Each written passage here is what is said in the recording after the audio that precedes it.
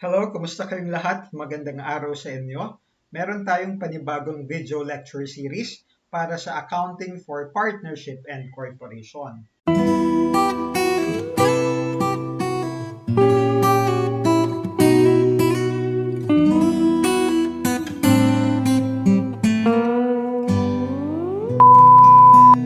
O kung bago ka lang sa ating topic, I would suggest that you first go back to the fundamentals of accounting.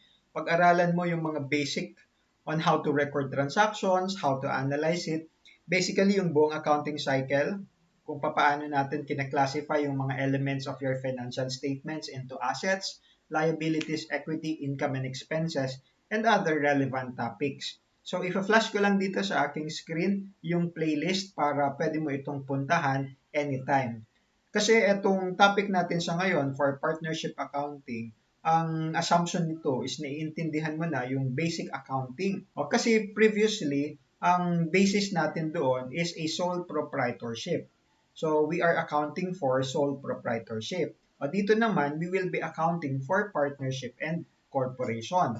Pero will there be any difference? We will soon find out. O pero, bakit nga ba kailangan natin na mag-establish ng partnership or magtayo pa ng corporation when meron naman tayong sole proprietorship?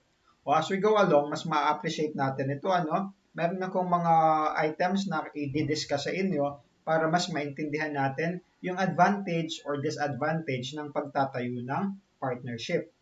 O siya nga pala, meron tayong bagong setup. I will be meeting you through this projector at meron tayong virtual classroom at dito sa kanan ko makikita ninyo yung mga presentation na i-discuss ko. Yung mga pertinent topics applicable for each lectures. Now, kung gusto mo kasi na mag-umpisa ng negosyo, pero ayaw mong mag-isa, ayaw mong mag-solo, pwede kang maghanap ng business partner para kayo mismo magtayo ng negosyo together.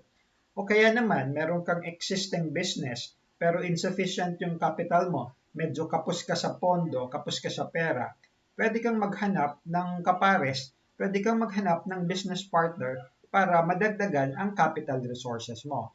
In such a way, pwede nang ma-meet yung demands ng business. Lalong-lalo na kung growing ito, at kailangan ng additional working capital.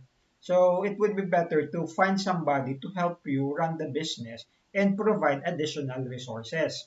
O kaya naman, meron kang sapat na resources. May pera ka, may pondo ka, may kapital ka, pero kailangan mo ng helping hand, ng lending hand, para i-run yung business together. O pwede kang maghanap ng business partner para gawin yon. Not necessarily as an employee, but somebody na kakailanganin mo para sa pagtatayo or para sa pagmamando ng negosyo at para palaguin ito. Okay? So those are the things that you may consider when planning to set up a partnership. Now, in episode 8 of my playlist on basic accounting, okay, I discussed to you the forms of business organization according to ownership. And meron tayong sole proprietorship, partnership, and corporation. Please check it out if you forgot it already or kung hindi mo pa man ito napapanood. Again, it is episode 8. Okay, now, let me give to you some of the advantage of setting up a partnership. As compared kasi dito sa sole proprietor or sole proprietorship, a partnership is likely to raise more capital. Pag marami kasi kayo, okay, pag partnership kasi two or more, so dalawa o higit pa, o syempre, hindi ka lang nag-iisa. Pag isa ka lang kasi, kung ano yung resources na meron ka, yun lang yung maipoprovide mo sa iyong negosyo. Pero kung marami kayo, the more the merrier. Merong pooling of resources. So it is likely that you can raise more capital as compared with a sole proprietorship. A partnership combines the skills and expertise of all partners, thus there is pooling of resources. O kagaya nga ng sinabi ko kanina, o hindi lang ito kapital, hindi lang ito pera, hindi lang ito properties, kung hindi yung skills and expertise, yung mga experience ng mga partners. So you have to pool your resources. Now, as compared naman sa corporation, it will be more easier, and less expensive to set up or organize a partnership. In fact, para ma-register yung partnership sa Securities and Exchange Commission or SEC, kailangan mo lang ng partnership capital na 3,000 in money or in property o para ma-register at maggawing legal yung iyong partnership. However, unlike a corporation, eto naman yung disadvantage. It is less effective in raising large amount of capital. Kasi, pag corporation ang kinukumpara mo sa partnership, mas madami kasi yan. Okay, you have your shareholders, you have your stockholders. So, in terms of raising amount of capital, mas less effective kung kailangan mo magtayo ng partnership. Meron din kasi tayong pinag-uusapan na unlimited liability and mutual agency. And when we are talking of these two characteristics of a partnership, it may create personal obligations to the partners. So pag-uusapan natin yan later on. So marami pang iba na advantage and disadvantage, pero ito lang yung gusto kong i-emphasize ngayon. For the purpose of discussing to you, ano yung edge mo kung gusto mong magtayo ng partnership as compared with a corporation or a sole proprietorship. Now, ano nga ba yung partnership? According to Article 1767 of the Civil Code of the Philippines, okay? By the contract of partnership, this one, two or more persons bind themselves to contribute money, property, or industry to a common fund with the intention of dividing the profits among themselves. Now, etong partnership definition, pwede natin yang maihati-hati into three parts. So, tinatawag ko ito na three-part partnership definition. Kaya dito, meron tayong color coding. By the contract of partnership, two or more persons bind themselves. The second part is to contribute money, property, or industry to a common fund. And the third part is with the intention of dividing the profits among themselves. Okay? Now, let me discuss it to you. Kasi ito na rin yung ilan sa mga characteristics ng partnership. Now, by the two or more persons binding themselves to start a partnership, dito natin makikita yung minimum requirement. Gaano kadami or ilan yung pwedeng magtayo ng partnership. At dito, naka-identify two or more persons.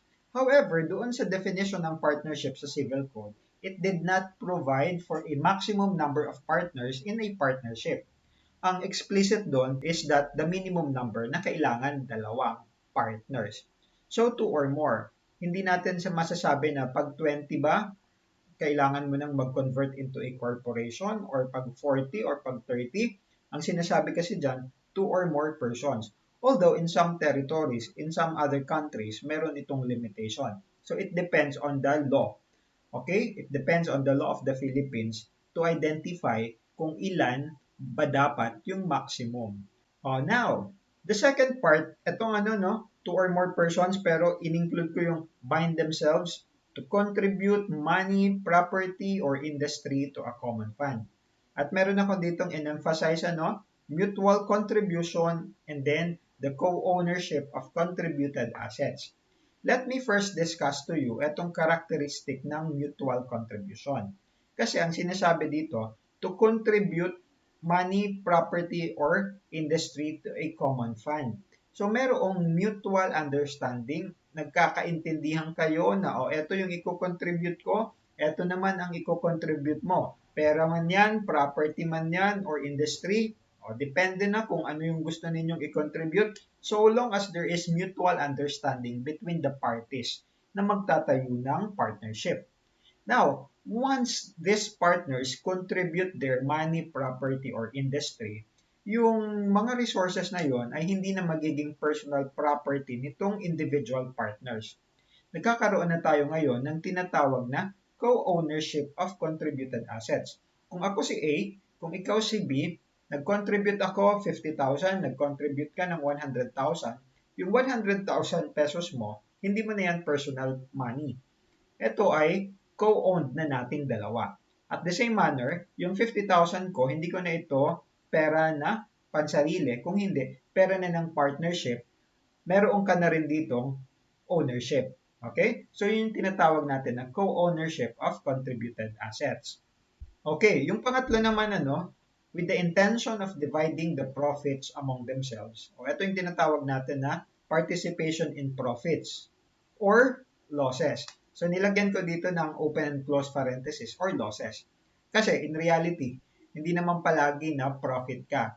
Lalong-lalo na sa panahon ngayon na pandemya, maraming mga negosyo yung nalugi. So sa kanilang income statement, makikita natin, meron silang mga net losses. Although ang intention ng mga parties, yung intention ng mga partners ay kumita, magkaroon ng profit, pero in the event na medyo palugi yung negosyo, they will also have to participate in the losses of the company. So, meron tayong participation in profits or losses. Now, ito pa yung ilan sa mga partnership characteristics. The first one is yung limited life. Pag sinabi kasi natin na limited life, madali lang kasi ma-dissolve, madali lang mawala yung partnership. Actually, kagaya ng nakalagay dito, a partnership is dissolved by withdrawal, death, incapacity, insolvency of an existing partner, or by an admission of a new partner. Later on, i-distinguish natin yung ibig sabihin ng partnership dissolution versus partnership liquidation. Pero ang sinasabi dito, kaya siya limited life kasi kung merong isang partner na nag-withdraw sa partnership, madidissolve na yung partnership na meron kayo. Kung may namatay na partner, madidissolve na yan. Kung merong incapacitated na partner, madidissolve na yan. Kung merong naging insolvent na partner, madidissolve na yung partnership. Kung napag-agrihan ninyo na mag-admit ng panibagong partner o mga partners, madidissolve na yung original na partnership na itinayo ninyo to honor a new partnership that will be formed, including yung mga bagong partners. Okay? Kaya natin sinasabi na limited life. The second one is unlimited liability. Now, under this unlimited liability na characteristic ng isang partnership, ang sinasabi lang dito, yung mga personal assets ng mga partners, yung individual na personal assets nila na hindi nila inilagay sa partnership, maaari itong gamitin kung sakaling yung assets ng partnership ay hindi sapat para mag-settle o bayaran yung mga utang ng partnership. The same lang ito sa sole proprietorship, kung saan mag-isa ka lang, pag nalugi yung negosyo, marami kang mga utang, maaaring kailangan mo pang mag-settle gamit yung personal resources mo para bayaran yung mga kautangan ng iyong negosyo. Ganon din dito sa partnership, meron tayong unlimited liability concept. So, pwedeng habulin yung personal assets natin kung sakali na nalugi yung ating partnership. Now, meron pa tayong tinatawag na mutual agency. Under a mutual agency, yung partner can enter into a contract in behalf of the partnership, provided that the contract is within the normal scope of its business. So kung ako si partner A, pwede akong mag-enter into a contract with a supplier in behalf of the partnership. Kung ikaw si partner B, nakipag-usap ka sa isang prospective supplier and then in-accredit mo ito, it will be honored in behalf of the partnership yung agreement na in-execute mo doon sa third party because meron tayong mutual agency. Now, pag-usapan natin yung mga common types of partners. Kasi meron tayong common types of partners according to contribution and according to liability. Although sa Civil Code, maraming klase ito, pero puntahan lang natin yung mga common. This one, according to contribution, meron tayong tinatawag na capitalist and industrial partner. Going back to the definition of a partnership, diba? Two or more persons bind themselves to contribute money, property, or industry. Hinighlight ko dito yung money, property, or industry. Pag ang contribution ng partner ay money o pera, o kaya naman property, ang tawag natin dun sa partner ay capitalist partner. Samantalang kapag ang contribution ng partner na yon ay industry, or this is your skill, or the labor, or the experience, ang tawag natin doon, industrial partner. So these are the two types of partners according to contribution. Now, how about according to liability? For according to liability types of partners, meron tayong general partner and limited partner. Pag sinabi natin na general partner, dito natin may i-apply yung unlimited liability concept. Na kung saan, kung ikaw ay isang general partner, o pwede kang habulin sa iyong personal resources, sa iyong personal assets kapag nalugi nga yung negosyo. And may lose more than what he or she invested. Samantalang pag limited partner o dito, limited lang siya doon sa kanyang contribution, sa kanyang capital contribution at hindi siya pwedeng habulin sa kanyang mga personal assets. So dito hindi mag-a-apply yung unlimited liability. Now, ito naman yung common types of partnership. Kanina pinag-usapan natin yung common types of partners. Dito naman, partnership. And meron naman tayong according to liability and according to purpose. According to liability, meron din tayong tinatawag na general partnership and the limited partnership. Under a general partnership, lahat ng mga partners general. Samantalang under a limited partnership, it is one where there is at least one general partner and one limited partner. So pag sinabi natin meron tayong isang partnership na 5 yung partners, isa doon limited partner. Anong klase ito according to liability? The answer will be limited partnership. Kasi kinakailangan under a general partnership na dapat lahat ay general partners. Under a limited partnership, at least isa ay general partner at yung isa naman limited partner. Pwede po ba na lahat ay limited partners? The answer is no. Dapat there should be at least one general partner and the other limited partners. According to purpose naman tayo. According to purpose, meron tayong tinatawag na commercial partnership and then professional partnership. Pag commercial partnership, this is one established for commercial enterprise, for trading, for buy and sell. Samantalang pag professional partnership, this is one established for the exercise of a profession. Ang tawag natin dyan is General Professional Partnership or GPP. Ang common example niyan ay ang ating mga auditing firms, mga accounting firms, kung saan meron tayong mga partners doon. So, it is used for the exercise of a profession. Professional partnership. Now, let me discuss to you the partnership formation. Ang partnership kasi pwede yung ma-establish either verbally or written. Pag verbally o nag-agree lang. So, ibig sabihin pala, pwede tayong magtayo ng negosyo under a partnership form nang walang written contract. Nagkaintindihan lang tayo, tara, tayo ng negosyo. Pero it would be better na written yung inyong partnership. A partnership is better formed when there is a written agreement to avoid future conflicts between the partners. Kasi mahirap na verbal lang yung agreement. Wala kayong basis. Pwede kasi na kontrahin yan eventually, lalong-lalo na kung hindi kayo nagkaintindihan sa pagpapatakbo ng negosyo. So better meron tayong pinanghahawakan. Etong kasulatan na ito, this written agreement, is represented by your Articles of Partnership. Now, etong Articles of Partnership, ang nilalaman nito ay ang mga sumusunod. Pero hindi lamang ito, The name of the partnership, its purpose and location, the names and residences of the partners, and then the partners' contributions, and the profit sharing, or the methods of sharing profits or losses, among others. Okay, so yun yung ilan sa mga kailangan ninyong maintindihan when we are talking of partnership formation. Going back pala dito sa partnership formation na ito, kapag 3,000 na ang partnership capital, it should be registered with the Securities and Exchange Commission and automatically kailangan written na yan kasi meron kayong ipapasa na application kay SEC. So meron kayong ibibigay na Articles of Partnership and then your bylaws. Okay? Etong mga technicalities nito, mapag-uusapan nyo yan under the Law on Partnership and Corporation subject. Kung saan, abogado naman yung magiging professor ninyo dyan. Kasi yung technical side of the law ang pinag-uusapan dito. And in details, yung civil code, yung applicable na mga articles doon. So, hanggang dito muna tayo sa lecture 1. Pag-usapan natin sa susunod yung accounting for formation ng partnership, yung mga related na computations. So, until then, thank you and see you. Bye-bye.